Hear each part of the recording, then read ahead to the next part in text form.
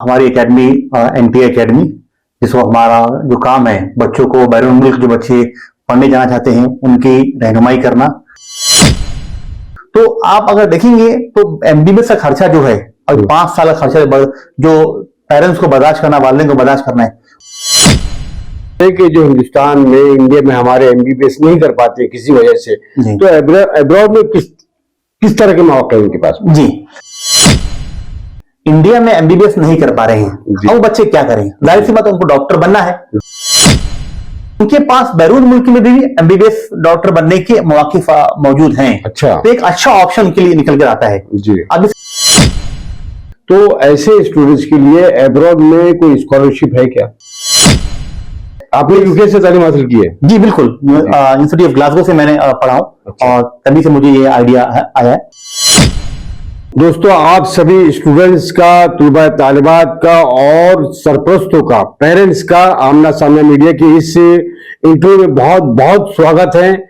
और मैं आपको बता दूं कि ये जो अब्रॉड में एमबीबीएस करना चाहते हैं, जो तालीम हासिल करना चाहते हैं, आला तालीम हासिल करना चाहते हैं, उनको आज के इस इंटरव्यू में बहुत सारी मदद मिलेगी, बहुत सारी मालूमात मिलेगी। और इसी टॉपिक को लेकर, इसी मकसद को लेकर हम हाजिर हुए हैं इंजीनियर इजार खान साहब के साथ में।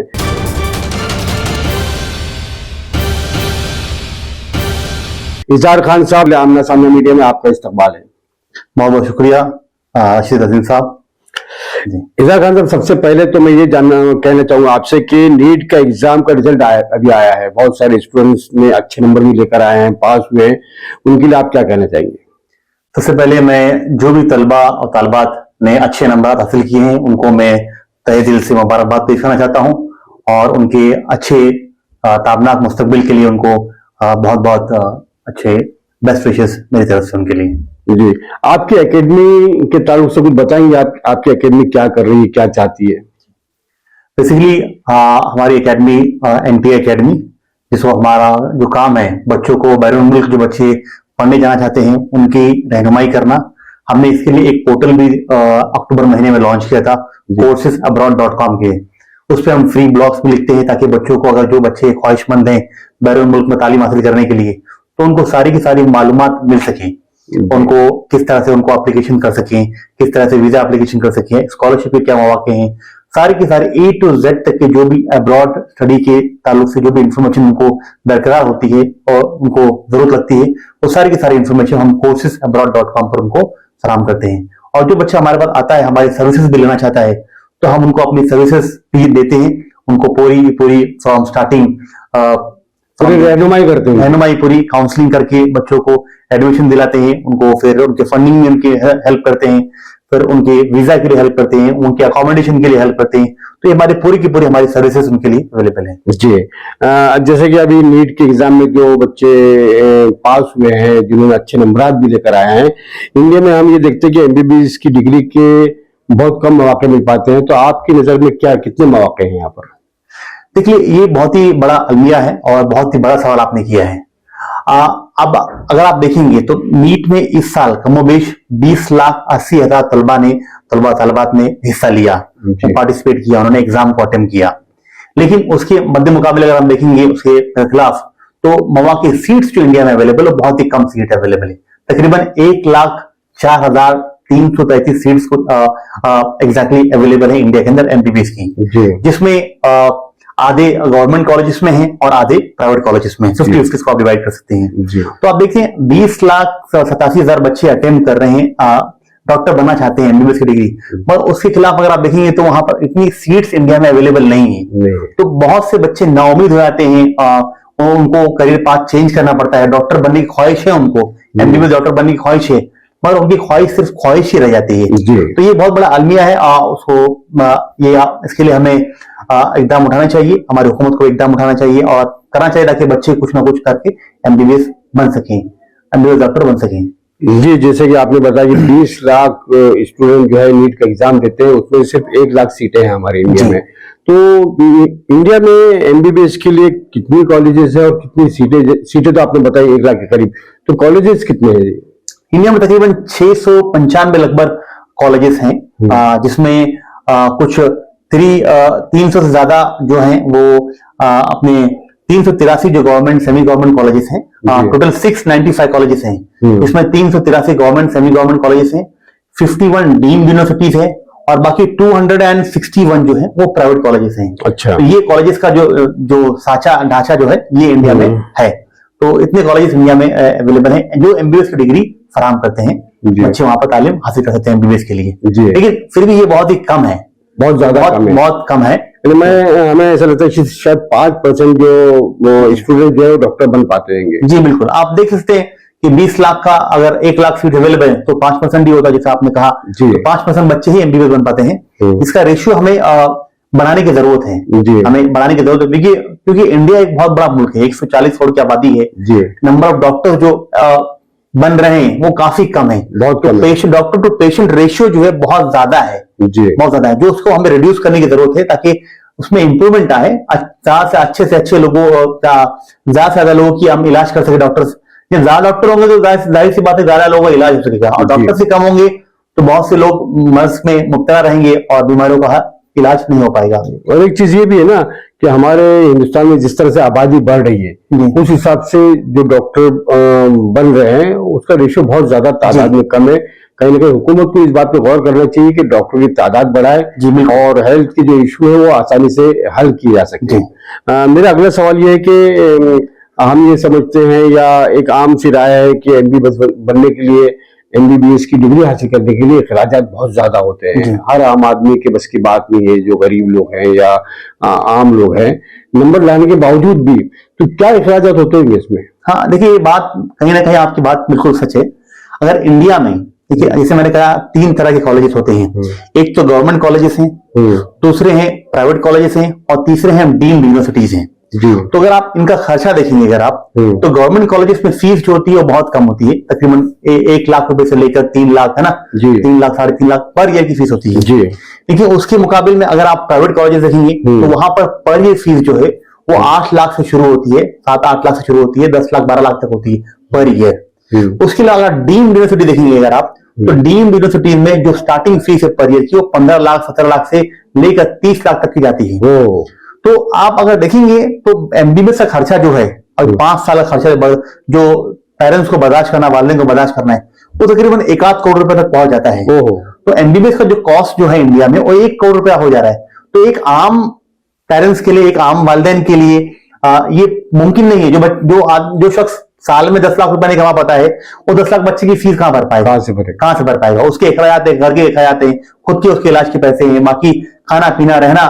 तो आप देख सकते हैं कि ये बहुत ही बड़ा बर्डन आता है पेरेंट्स के ऊपर, जो इतना बड़ा खर्च एमबीबीएस का डॉक्टर बनने का है। तो इसी वजह से खर्च की वजह से ही बहुत से बच्चे आप देखेंगे अगर आप, तो ये क्या होता है कि सिटीज को छोड़कर अगर बाहर जाएंगे तो बच्चे 1 बार नेट अटेम्प्ट करते हैं, 2 बार करते हैं, 3 बार करते हैं, 4 बार करते हैं, 5 बार करते हैं, इस उम्मीद में कि हमारा नंबर आ जाए, हमें गवर्नमेंट कॉलेज से मिलता है। क्योंकि वालिदैन भी ख्वाहिशमंद होते हैं, वालिदैन भी ख्वाहिशमंद होते हैं कि हमारा बच्चा कम फीस में एमबीबीएस कर पाए, क्योंकि उनके पास स्टाफ नहीं है, वो अफोर्ड नहीं कर सकते कि वो अपने बच्चों को एमबीबीएस करा सके। तो इसीलिए नंबर ऑफ अटेम्प्ट जो होते हैं वो बढ़ते जाते हैं उनके, मतलब। और ऐसा आखिर में ऐसा होता है कि बच्चों को फिर कुछ ना कुछ जो हाथ में लगता है वो लेना पड़ता है। लेकिन इसके आगे हमें जो अभी हम बात करेंगे उसमें बहुत सारे मौके एब्रॉड में उनके पास।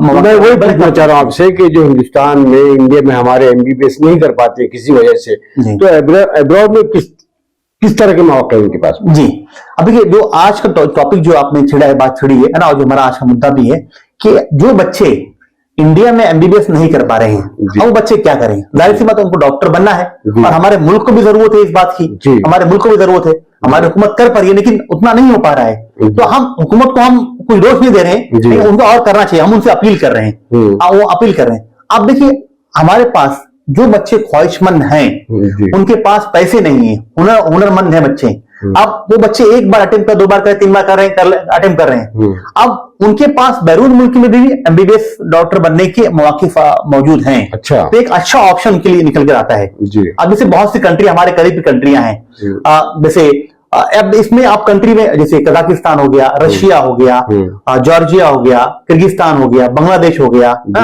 बर्तानिया हो गया, जर्मनी हो गया, यहाँ भी बच्चे एमबीबीएस की डिग्री हासिल कर सकते हैं। तो यहाँ पर बच्चों को जाना चाहिए। अब्रॉड में भी एक मौके खुले रहते हैं, बच्चों के पास बहुत सारे मौके हैं जो एक लो कॉस्ट में आप आप इंडिया में देखिए, जैसे मैंने कहा 1 करोड़ रुपए खर्चा है, वहां पर आप 1/4 कॉस्ट में आप अपने एमबीबीएस को कंप्लीट कर सकते हैं। अच्छा जी, 1/4 कॉस्ट में। जी। जैसे कि इजहार खान साहब आपने बताया कि एब्रॉड में बहुत सारे मौके हैं और कम खर्च में, तो एब्रॉड से एमबीबीएस करने के बाद में क्या वो उनकी डिग्री हिंदुस्तान में, इंडिया में जो है वो मान्यता प्राप्त है क्या?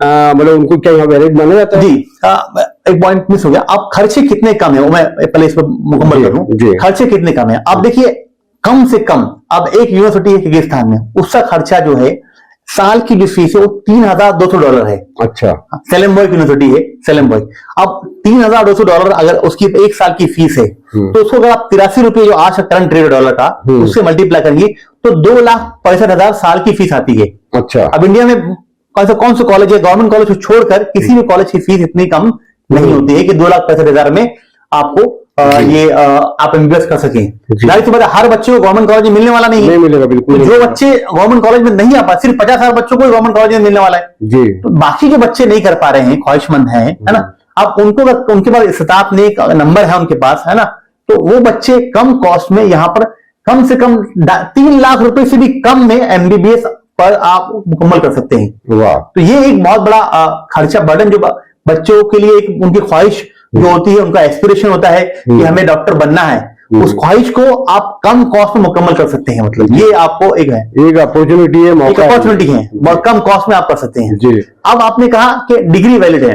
अब देखिए, पहले क्या होता था, हमारे पास एनएमसी थी और एमसीआई था, मेडिकल काउंसिल ऑफ इंडिया थी जी। तो वो क्या करती थी कि हर साल जो लिस्ट यूनिवर्सिटी अप्रूव थी उसके लिस्ट पब्लिश किया करती थी। लेकिन जब से हमारे प्रधानमंत्री नरेंद्र मोदी जी आए हैं, श्री नरेंद्र मोदी जी, उन्होंने एनएमसी का कयाम हुआ, उन्होंने क्या एक नया प्रैक्टिस स्टार्ट किया उन्होंने। अच्छा। नेशनल मेडिकल काउंसिल ने क्या किया कि अब वो यूनिवर्सिटीज की लिस्ट पब्लिश नहीं करती है जी। अब वो कहती है कि जो भी यूनिवर्सिटीज अपनी कंट्री में रिकॉग्नाइज है, वहां पर रिकॉग्नाइज है, और उन्होंने क्या किया, एक कोर्स ड्यूरेशन रख दिया कि कम से कम कोर्स ड्यूरेशन होना चाहिए और 4.5 ईयर्स का होना चाहिए, 4.5 साल की पढ़ाई और 1 साल का इंटर्नशिप।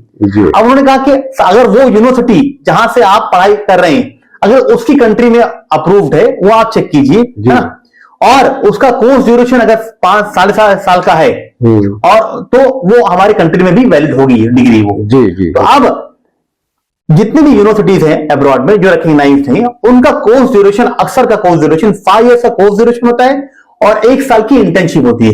तो बच्चा वहां पर जिस कॉलेज में पढ़ाई करेगा, जिस यूनिवर्सिटी में पढ़ाई करेगा, 5 साल वहां डिग्री में पढ़ाई करेगा और 1 साल की इंटर्नशिप करेगा, 6 साल वहां पढ़ाई करेगा। और ये जितनी भी यूनिवर्सिटीज एटलीस्ट जो अवेलेबल है, जिसकी हम रिप्रेजेंट करते हैं, हमारी कंपनी जिसको रिप्रेजेंट करती है, वो हम जांच पड़ताल करके ही हम करते हैं कि वो वहां पर डिग्री वैलिड हो, और गवर्नमेंट से यहाँ पर दोबारा अगर वो इंडिया में लौट कर आ भी रहे हैं, अगर उनको इक्विवेलेंसी भी मालूम करनी है कि ये डिग्री की इक्विवेलेंसी है इंडिया में नहीं है, तो AIU जो एसोसिएशन ऑफ इंडियन यूनिवर्सिटीज है, जो ये काम करता है, वहां से भी करेंगे तो उनको पूरा का पूरा उनको डिग्री उनकी वैलिड होगी। आपकी एनटीआई एकेडमी जिन स्टूडेंट्स को जरूरत है कुछ गाइड की, तो आप लोग करते हैं, करेंगे, आप उनको गाइड करेंगे? बिल्कुल बिल्कुल, हमारा काम ही यही है, हमारा प्रोफेशनली भी हम लोग यही काम करते हैं कि जो भी बच्चे यहाँ वहां भटक रहे हैं, उनको गाइडेंस नहीं है, तो अगर हमारे पास आए हुए हो तो हम उनकी प्रोफेशनली गाइडेंस करेंगे। हम उनको बताएंगे किस तरीके से आप एडमिशन ले सकते हैं, उनका पूरा एडमिशन का प्रोसीजर, उनको वीजा प्रोसीजर, सारी की सारी चीजें हम लोग उनकी मुकम्मल करेंगे, और वो फिर वो वहां पर एडमिशन जाके अपनी एमबीबीएस डिग्री को मुकम्मल कर सकते हैं वहां पर। इजहार खान साहब, आपने एमबीबीएस अब्रॉड के लिए बहुत सारी कंट्री को गिनवाया, लेकिन बेहतरीन कंट्री कौन सी है, ज्यादा बेहतर कौन सी, कौन सा मुल्क है जहां पर ये बच्चे आसानी से और अच्छे माहौल में वहां पर डिग्री हासिल कर सकते हैं? अब देखिए, कंट्रीज आप देखिए कि अगर आप तो डिवाइड कर सकते हैं। सबसे अगर अब्रॉड में अगर बात करें, सबसे अच्छी कंट्रीज की बात करें आप, तो जाहिर सी बात है यूके है, कनाडा है, ऑस्ट्रेलिया है, ये कंट्रीज है, पर वहां भी कॉस्ट बहुत ज्यादा है। अगर आप यूके की बात करें तो वहां पर एमबीबीएस डिग्री को कंप्लीट करने का कॉस्ट 2 करोड़ रुपया है। तो जाहिर सी बात है, पेरेंट्स यहाँ पर नहीं दे पा रहे हैं तो वहां कैसे दे पाएंगे। अब जो हमारे बजट की जब बात आ रही है कि हमने बजट में कंप्लीट करना है, अब जो हमारे पास ऑप्शन जो बचते हैं बजट कंट्री के लिए, वो हमारे पास है जॉर्जिया है, रशिया है, कजाकिस्तान, किर्गिस्तान है, बांग्लादेश है, नेपाल है। इस कंट्रीज में वो बजट में अपनी करंट डिग्रीज को मुकम्मल कर सकते हैं। तो ये 4-5-6 कंट्रीज हैं 5-6 कंट्रीज जहां पर अच्छे सेफली जाकर वो एक अच्छे माहौल में, एक अच्छे हाईटेक एनवायरनमेंट में और अपनी मेडिसिन डिग्री को वो मुकम्मल कर सकते हैं, एमबीबीएस डिग्री वहां मुकम्मल कर सकते हैं। अच्छा, एक सवाल और मेरे जहन में आ रहा है इजहार साहब कि एब्रॉड से एमबीबीएस करने के बाद में यहाँ आकर इंडिया में कोई अलग से कोई एग्जाम देना पड़ता है कि उसके लिए कोई खास? जी बिल्कुल, आपने बहुत ही अच्छा सवाल किया और बहुत से पेरेंट्स के जहन में ये सवाल हमेशा रहता है। हमारे पास पेरेंट्स आते हैं काउंसलिंग के लिए तो उनका पहला सवाल ये होता है कि यहाँ पर आकर एग्जाम देना पड़ेगा क्या? ये बहुत ही अहम सवाल आपने किया।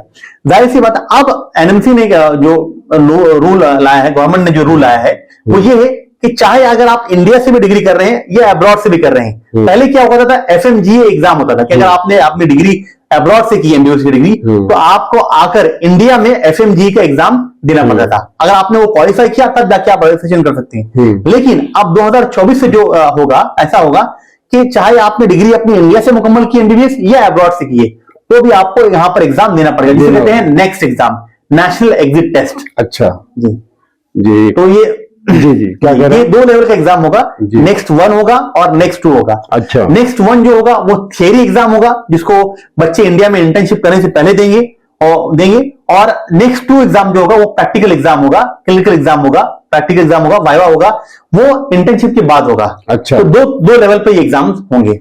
इजहार खान साहब, एक बहुत अहम सवाल मेरे जहन में आ रहा है।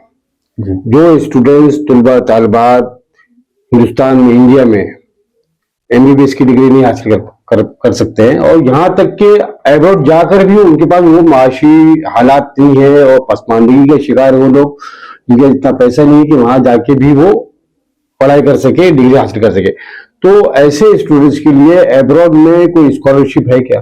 जी, ये आपने बहुत ही अहम सवाल किया कि स्कॉलरशिप का अक्सर बच्चे और वालिदैन ख्वाहिशमंद होते हैं कि उनके बच्चों को स्कॉलरशिप मिल जाए। अब देखिए, पहले मैं आपको बताना चाहूंगा कि स्कॉलरशिप्स के टाइप्स क्या होते हैं। एक स्कॉलरशिप के टाइप्स होते हैं बेसिकली, एक तो होता है एकेडमिक मेरिट बेस्ड स्कॉलरशिप, जो बच्चे पढ़ाई में बहुत ज्यादा अच्छे होते हैं उनको स्कॉलरशिप मिलती है जी। दूसरा होते हैं स्कॉलरशिप के होते हैं नीड बेस्ड स्कॉलरशिप, कि बच्चों को पढ़ना चाहता है, जरूरतमंद है बच्चा, है ना, पूरा फैमिली से आ रहा है तो उसको स्कॉलरशिप मिलेगी। नहीं, ज़हीन है वो, ज़हीन है ना, नीड बेस्ड स्कॉलरशिप है। तीसरी होती है स्पोर्ट्स स्कॉलरशिप जो बच्चे की होती है। ये 3 कैटेगरी के मेजर स्कॉलरशिप्स होते हैं।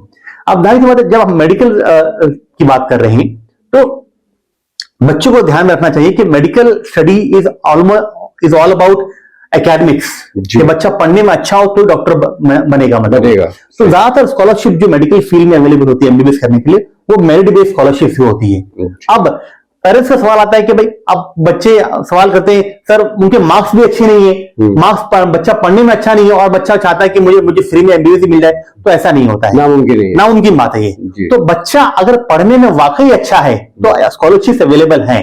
अब जो स्कॉलरशिप अवेलेबल होती है वो यूनिवर्सिटी लेवल पर होती है, गवर्नमेंट लेवल पर होती है, बहुत से, और या फिर कोई प्राइवेट बॉडीज भी स्कॉलरशिप देती है।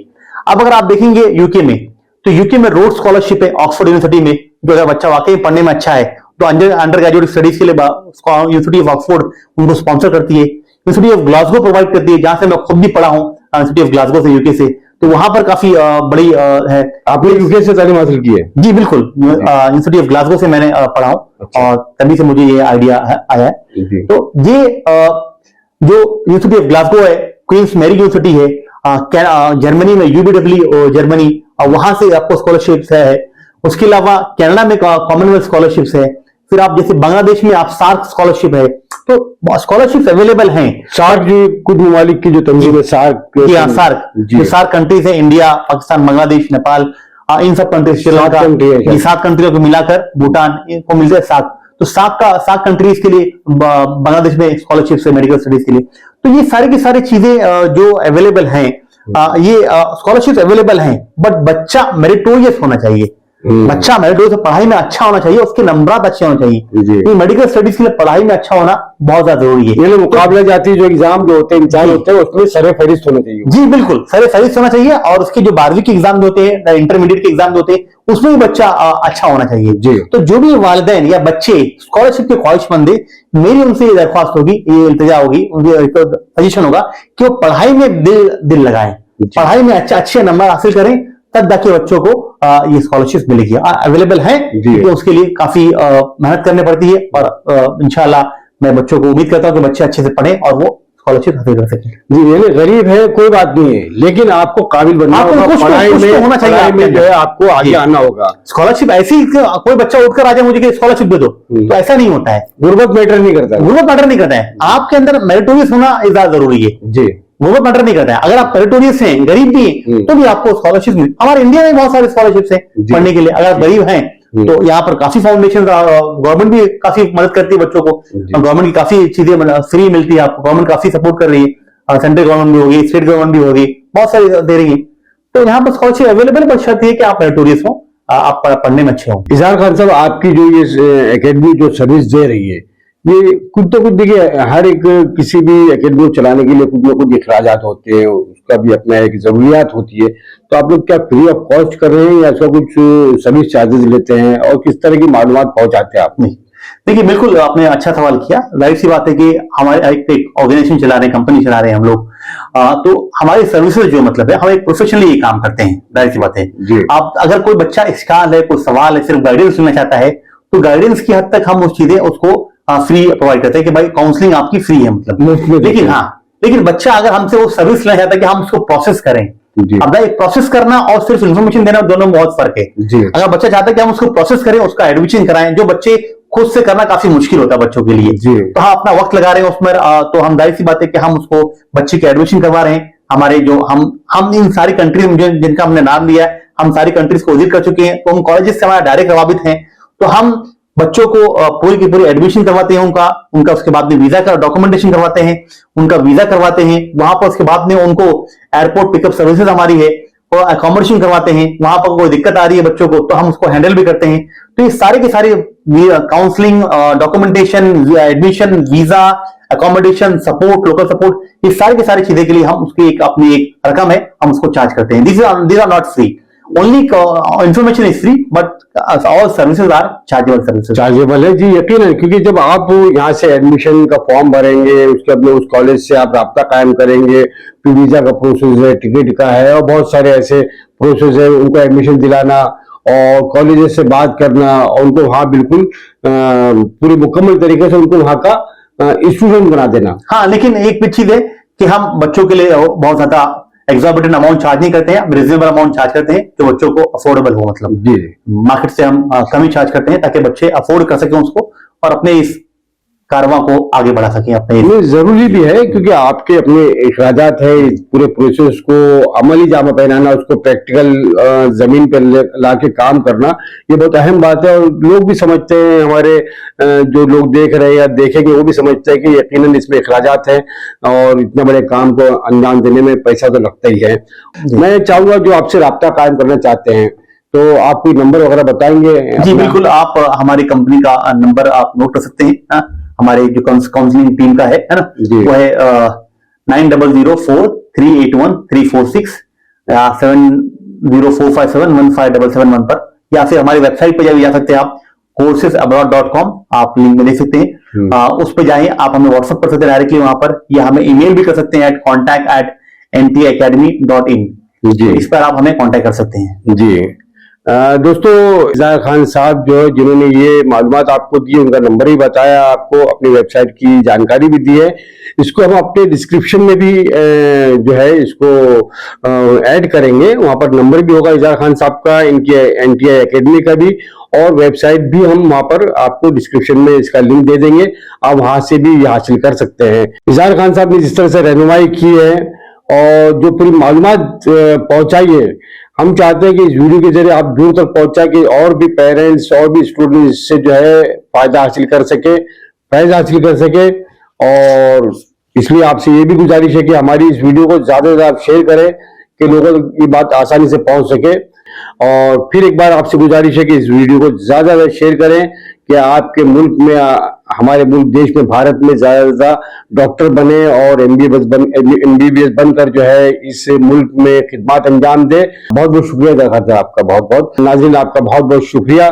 कैमरा पर्सन शाहीन पटेल के साथ आपका दोस्त इजाजत चाहता है, राशिद जीन। अल्लाह हाफिज, जय हिंद, जय महाराष्ट्र।